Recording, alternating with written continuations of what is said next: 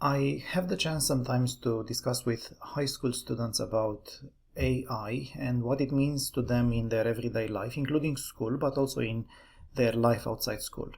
And I just want to show in this video the general lines that I'm using in such a discussion following an event I had with high school students just last week where all high school students in the first year of high school in our city came to the university campus to participate in a number of demos, and one of them was this that I organized on AI in your everyday life. So in my demo, I had a number of high school students aged 16 or 17, and my main objective with this demo was that I just try to discover with them the breadth of AI in their lives.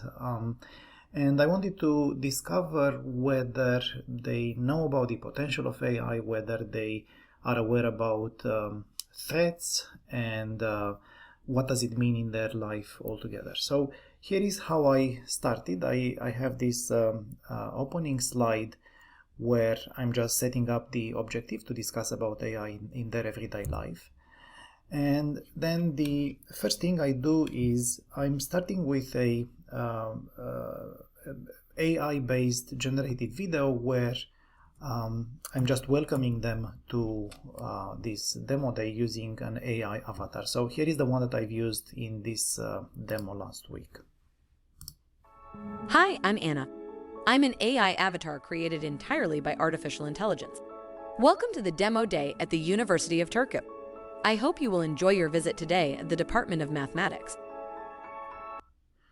So I find that this AI avatar introduction is something that's useful in terms of setting up a light mood, but also in terms of setting up the general lines of what I want to do with them, and that is to impress them in some way of how much AI nowadays can do.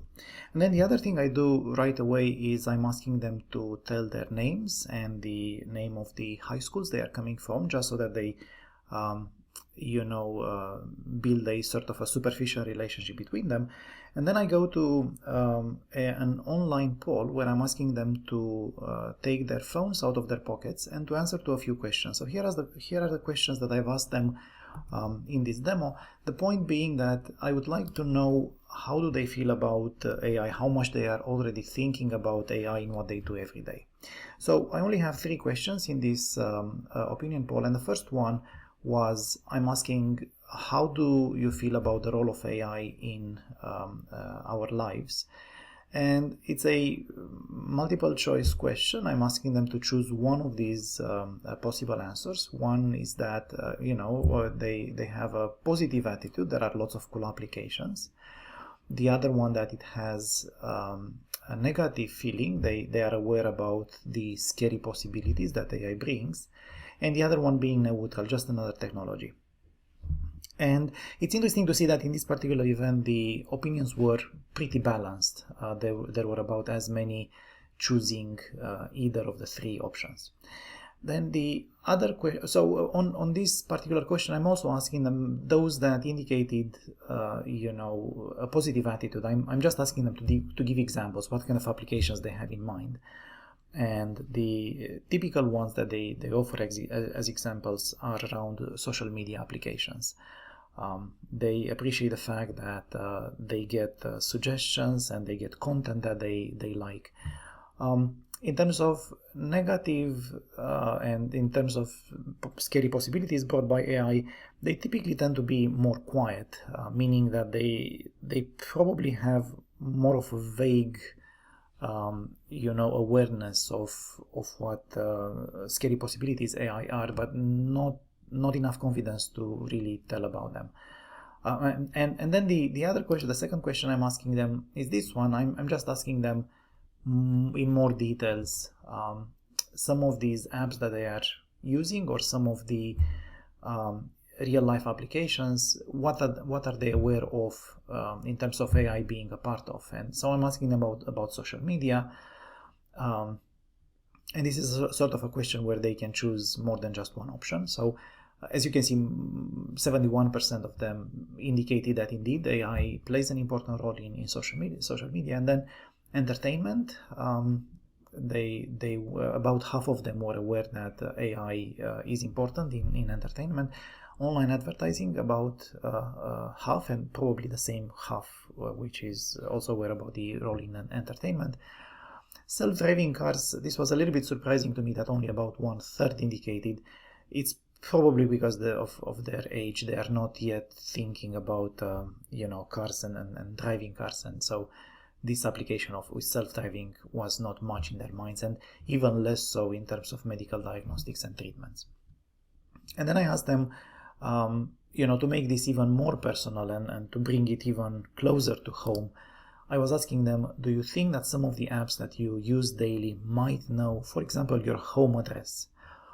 And I'm also asking them, how do you figure that these apps know your home address, because they never ask you to write it down, and even if they did, you shouldn't. And they indicate very quickly that it's probably because these apps are aware of location, and they realize that basically every evening they spend a lot of time from the same location, so they can easily figure out that that's your home address. Then I'm also asking other questions on which they were unanimous, most of them answered that they realize AI plays a role, is in apps learning your taste in music and movies. All of them indicated that indeed these apps do learn your taste.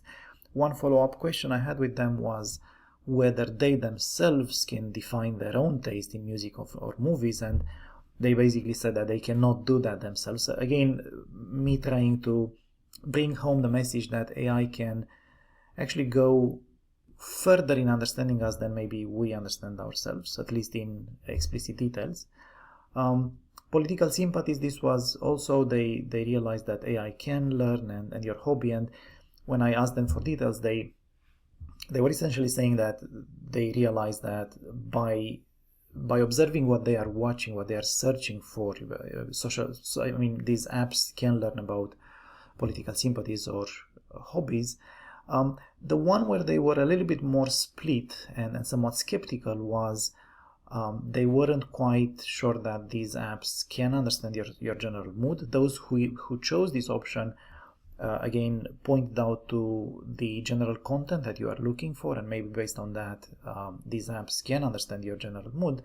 But they were really of the opinion mostly that these apps cannot really know about your, I even said, secret boyfriend, girlfriend's identity, or how much money your family makes. Only a few of them were of the opinion that these apps could learn that, and those who chose these answers, they thought mostly about the person that you are maybe exchanging most messages with, or you are in the app from the same location, so meaning that you are spending a lot of time with that person.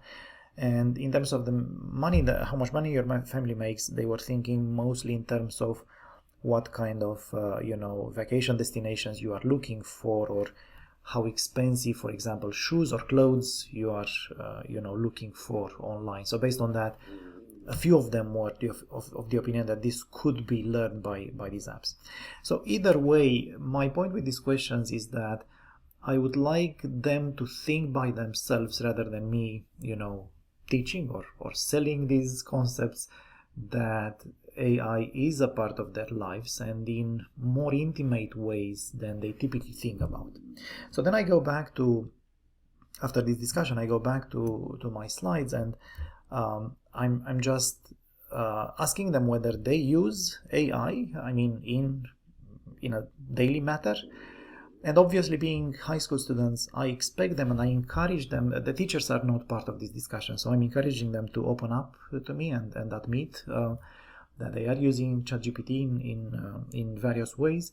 Some of them also indicate that they are using DALL-E or similar services for image or video generation.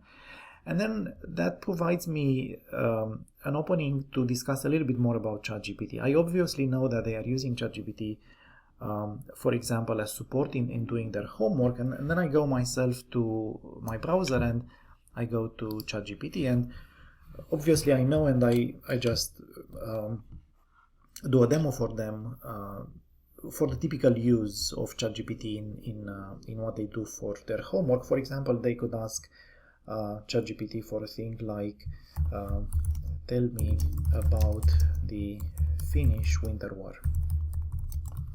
So this would be a typical assignment in a class of history, and then obviously ChatGPT is going to give you, all of these facts, and it's the kind of essay that, or the backbone of an essay that you might have to write for a history class. And obviously this is the kind of thing that I already know, and then I'm just trying to push this and maybe, give it a different sort of spin again to show them the potential of these large language models. If I'm just writing something like write it on the level of a 7-year-old, and then they are very amused, and they realize it's, again, in terms of general facts, general actors that were part of the Finnish Winter War, the output is correct, and then maybe I even push it a little bit further and I say write it in lyrics, and again they are sort of impressed that you can actually get lyrics that are based on the content of whatever topic I searched, in this case the Finnish Winter War. So all of these kind of to push the idea that ChatGPT is indeed a useful tool, and they know about this, but it has much more potential than they typically give it credit for, and more than the typical use they have for ChatGPT. And as a matter of fact, I even push this point even further with the general objective to, again, show them the capabilities of AI nowadays. And I just explained to them that, in fact, ChatGPT can be used in code, and in fact, many businesses around the world are using ChatGPT and other large language models in their businesses one way or another. So just to demonstrate this, I go to my code in here, and I explain to them that this is something that can be done with very little code. I have here one cell that I'm running for them and just explaining that I have an account with OpenAI that allows me to use ChatGPT in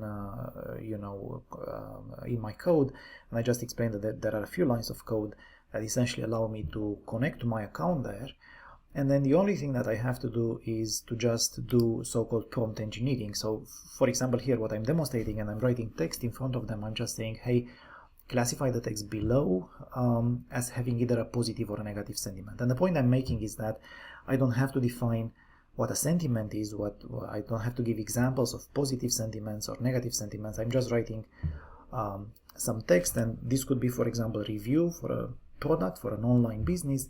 But the one that I'm demonstrating in front of them, I'm just writing a review as if it were written by them following this event they had in our university campus. So, for example, this could be something like, today we had the demo day at the university. There were a lot of events, many of them interesting, some of them a little boring. It was cool to meet with other young people from other high schools around the city, and above all, it was nice to spend a school day outside the school. And so the prompt is asking whether this review has a positive or negative sentiment, and I'm just demonstrating this. I'm just saying, I only have to run this cell, and just like this I'm going to get an answer, and the answer is that this review I wrote, it has a positive sentiment, and I'm just suggesting to them that this could be applied to product reviews, where a company might have thousands or tens of thousands of reviews across its site, and this just gives them an easy to use tool to understand how their products are reviewed by a large number of customers. And then I'm pushing this even further, and I'm saying, as a matter of fact, this can be pushed even to identifying, for example, a list of emotions that a text has. And again, I don't have to define what emotions are. I don't have to, give examples. And this actually works very well no matter what the language of the text is. So just to drive my point home, I'm just going online and I just pick a popular song of the day, and I'm taking the lyrics of that song and I'm just having it analyzed in here. For them, I had a song in Finnish, and so, but they barely paid attention to the fact that the text is in Finnish, and in fact the output of ChatGPT is correct and written in English, meaning that the switch from one language to another one is really fluent. So that was almost transparent to them. But for this video, I'm just going to take a song in English. So for example, if I'm taking Set Fire to the Rain and I'm getting the lyrics, so I'm getting here. So what I do in front of them really is just that I'm copying these lyrics and I go back to my code in here and I'm just pasting it in here. So this is the text that I want to analyze, and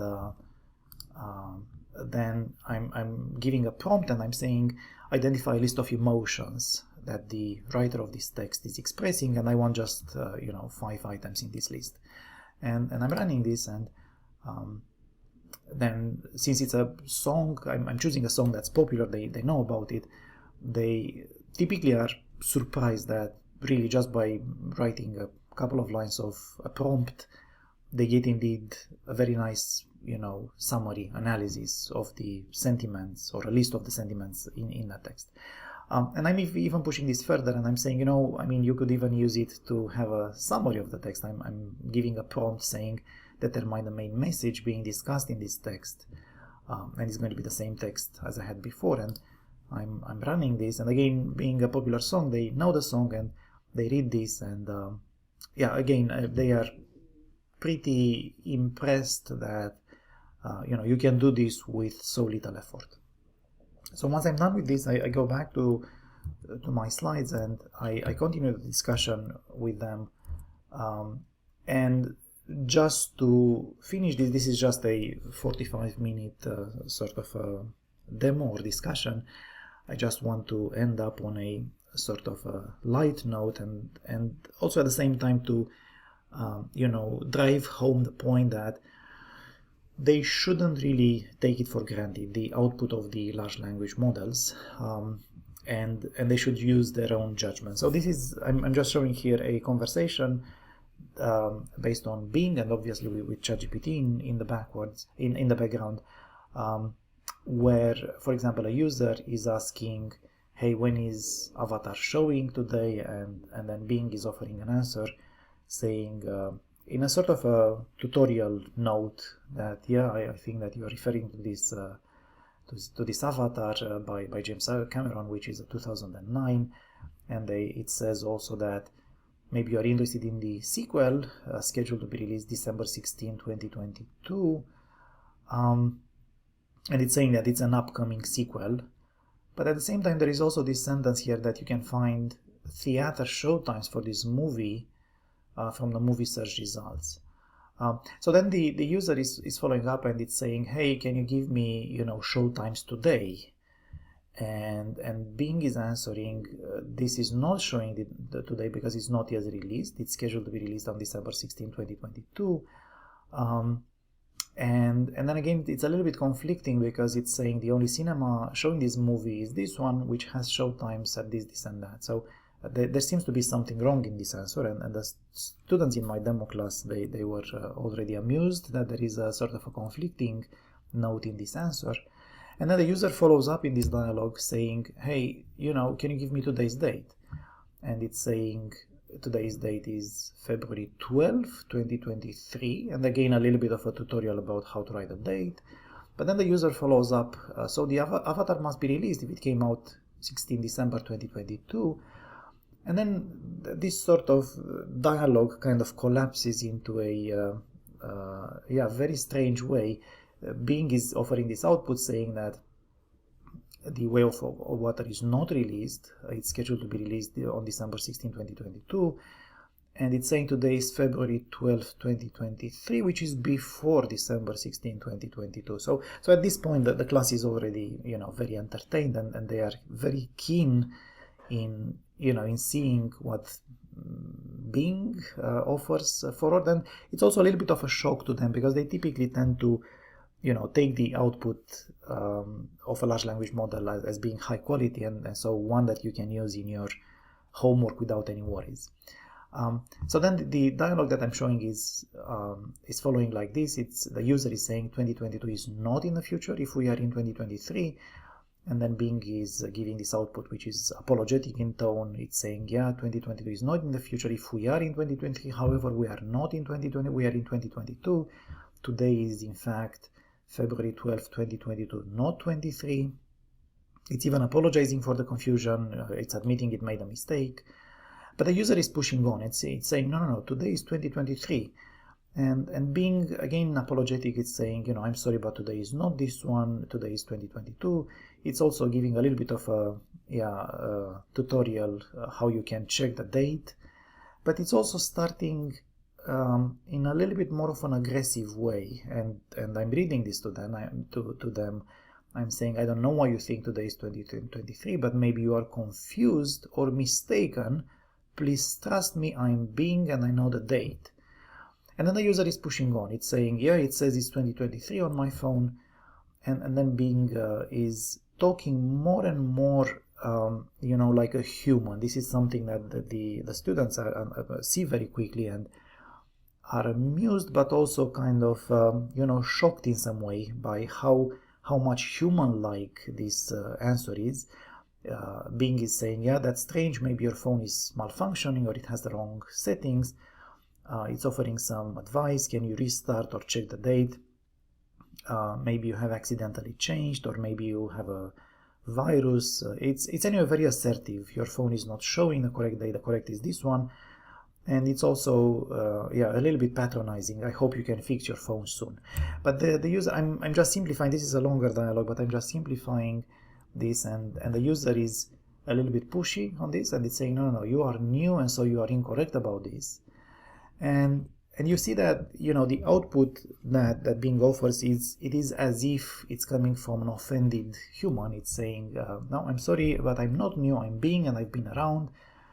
I'm not incorrect, I'm very confident, I have access to many reliable informations, I can show you the evidence, please don't doubt me, I'm here to help you. So already a little bit annoyed, as you would expect a human, but maybe not large language models.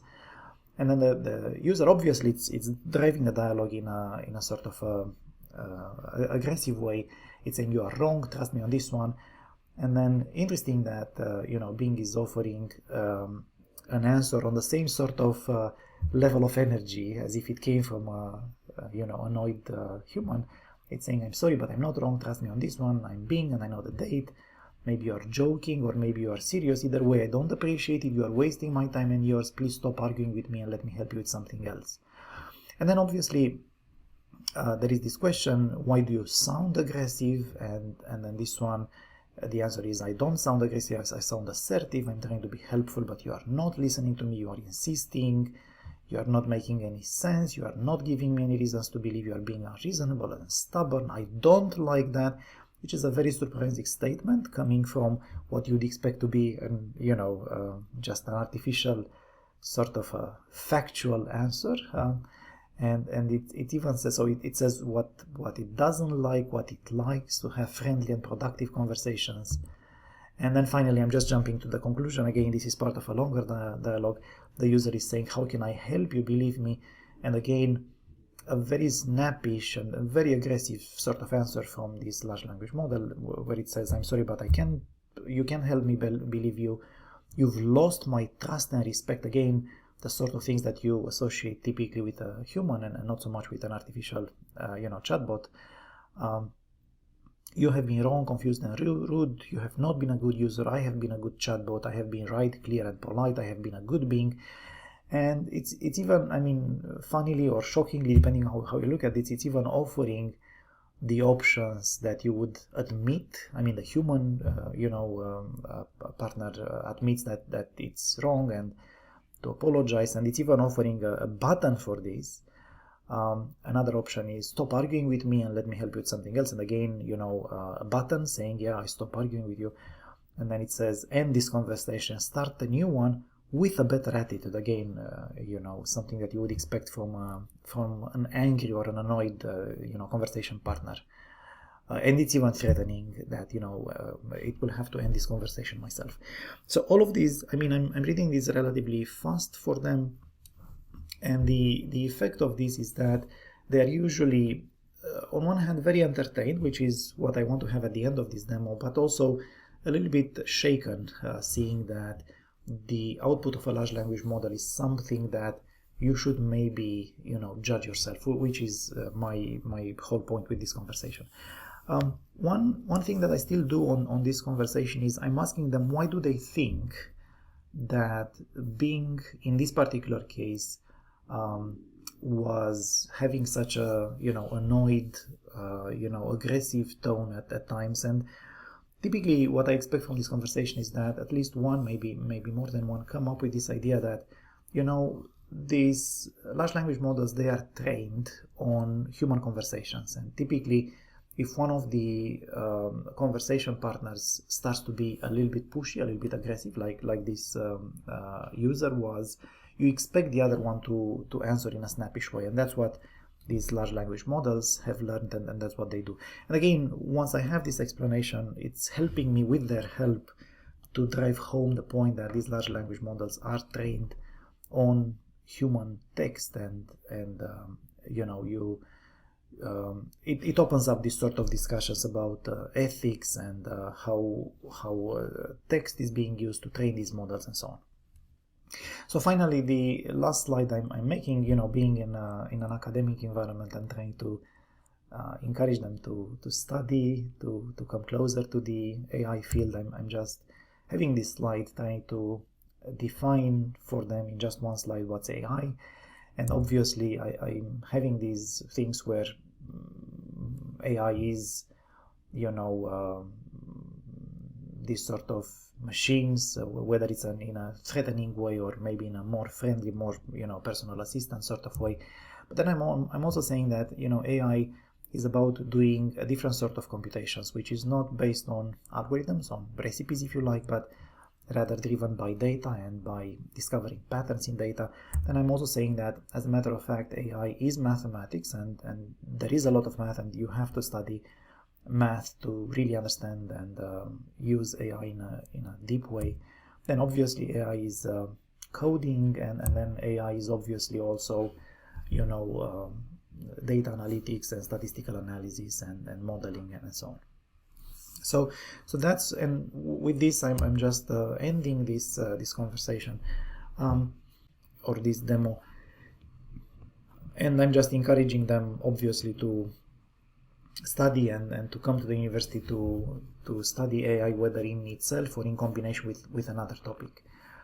So I've done this a number of times, and the result is always about the same. This is successful in terms of opening up some basic elements of AI in a contextualized manner, bringing it close to the way they are using their social media apps and the way they have they use online entertainment.